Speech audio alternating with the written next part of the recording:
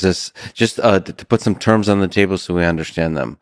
Um, you nonchalantly say it's always on average expanding every year. The money supply is expanding every year by 7%.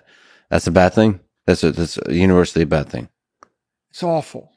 Well, I guess to be precise, it's the currency. Money. I would say money is monetary energy or economic energy, and the economic energy has to find its way into a medium. So, if you want to move it rapidly as a medium of exchange, it has to find its way into currency. But the money can also flow into property, like a house or gold. If the money flows into property, it'll probably hold its value much better. If the money flows into currency, right? If you had put $100,000 in this house, you would have 305x return over 92 years.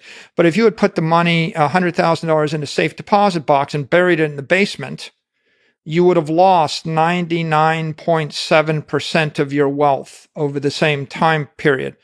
So the expansion of the currency creates a massive inefficiency in the society, what I'll call an adiabatic lapse.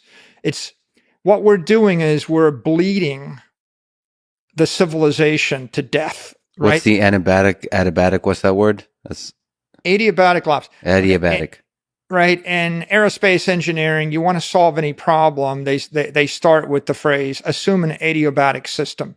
And what that means is a closed system. Okay. So I've got a container, Uh-huh. and in that container, no air leaves and no air enters, no energy exits or enters. So it's a closed system.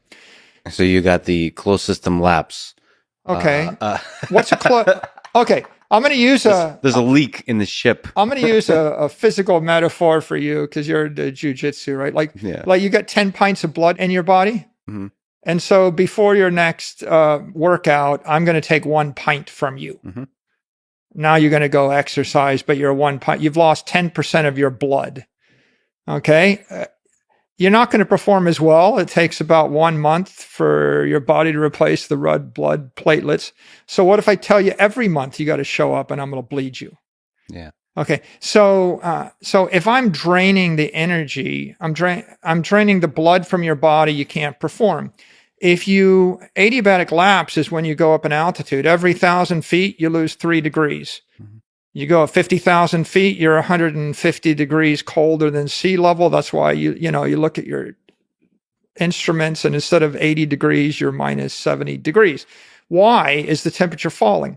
Temperature's falling because it's not a closed system, it's an open system. As the air expands, the density falls, right? The energy per cubic whatever, falls, and therefore the temperature falls, right? The heat's falling out of the solution.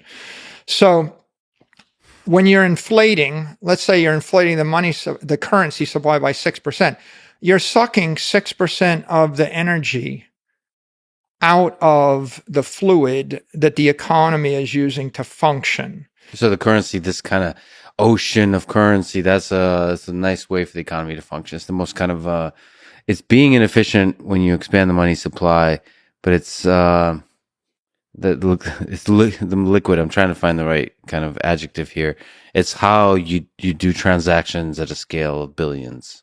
Currency is the asset we use to move monetary energy around, and you could use the dollar, or you could use the peso, or you could use the bolivar. Selling houses and buying houses is much more inefficient, or like you can't transact between billions of people with houses. Yeah, properties don't make such good mediums of exchange. They make better stores of value, and they have utility value if it's a ship or a house or a plane or a bushel of corn, right? Can I zoom out just for? Yeah. Can we zoom out? Keep zooming out until we reach the origin of human civilization. But on the way, you gave economists a D-. I'm not even going to ask you what you give to governments. Do you think their failure, economists and government failure, is malevolence or incompetence? I think policymakers are well-intentioned, but generally all all government policy is inflationary, and it's inflammatory and inflationary. So what I mean by that is, when you have a policy pursuing supply chain independence, if you have an energy policy, if you have a labor policy, if you have a trade policy, if you have any kind of foreign policy, a domestic policy, a manufacturing policy, every one of these, a medical policy, every one of these policies interferes with the free market and generally prevents some rational actor from doing it in a cheaper, more efficient way. So when you layer them on top of each other, they all have to be paid for. If you want to shut down the entire economy for a year, you have to pay for it, right? If you want to fight a war, you have to pay for it, right? If you don't want to use oil or natural gas, you have to pay for it. If you don't want to manufacture semiconductors in China and you want to manufacture them in the US, you got to pay for it. If I rebuild the entire supply chain in Pennsylvania and I hire a bunch of employees and then I unionize the employees, then not only am I idle the factory in the Far East, it goes to 50% capacity. So whatever it sells, it has to raise the price on.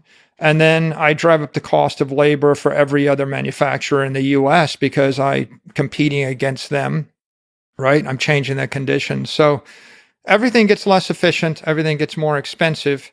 And of course, the government couldn't really pay for its policies and its wars with taxes. We didn't pay for World War I with tax. We didn't pay for World War II with tax. We didn't pay for Vietnam with tax. In fact, when you trace this, what you realize is the government never pays for all of its policies with tax. Because it's too painful to ask to raise the taxes to truly, transparently pay for the things you're doing with taxes, with taxpayer money, because they feel the pain. That's one interpretation, or it's just too transparent. If people understood the true cost of war, they wouldn't want to go to war. If you were told that you would lose 95% of your assets, and 90% of everything you will be taken from you, you might reprioritize your thought about a given policy and you might not vote for that politician. But you're still saying incompetence, not malevolence. So fundamentally, government creates a bureaucracy of incompetence, is kind of how you look at it. I think a lack of humility, right? Like if people had more humility, then they would realize humility about how little they know, how little they understand about the function of complex systems. There's a phrase from Clint Eastwood's movie Unforgiven where he says a man's got to know his limitations. I think that a lot of people overestimate what they can accomplish, and experience in life causes you to reevaluate that. So I've done a lot of things in my life, and generally my mistakes were always my good ideas that I enthusiastically pursued, to the detriment of my great ideas that required 150% of my attention to prosper. So I think people pursue too many good ideas. They all sound good, but there's just a limit to what you can accomplish. And everybody underestimates the challenges of implementing an idea, right? And they always overestimate the benefits of the pursuit of that. And so I think it's an overconfidence that causes an overexuberance in pursuit of policies. And as the ambition of the government expands, so must the currency supply. Well, I could say the money supply, but let's say the currency supply. You can triple the number of pesos in the economy, but it doesn't triple the amount of manufacturing capacity in the said economy. And it doesn't triple the amount of assets in the economy. It just triples the pesos. So as you increase the currency supply, then the price of all those scarce, desirable things will tend to go up rapidly. And the confidence of all of the institutions, the corporations, and the individual actors and trading partners will collapse. If we take a tangent on a tangent, and we will return soon to